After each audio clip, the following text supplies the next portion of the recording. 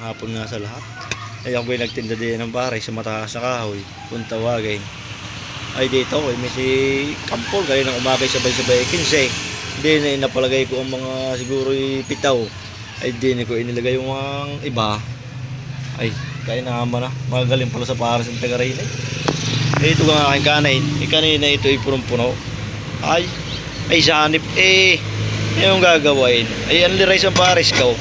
Sa loob na 75 pesos ay overload ng kanin mo. Ay meron nakakaapat. Ay sabi ay inat. Pati sa ko dumugang na ako. Kaya naman ay asbok na.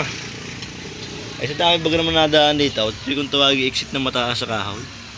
Ayan. Dito ang harap. Ayan. Dito naman ang kabila. Ayan.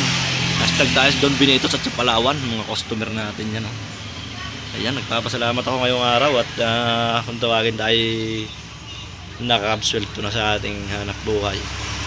Ayan. Mga biyahe dito nadaan. #kay Kuya Driver. Ayun. Thank you very much. At pansamantala ko muna puputulon ito at nang kumbaga ako'y makapagpahinga naman. Kaninang umagay talaga ako'y napagod. Ayan, #kay Kuya na Food Panda. Thank you very much.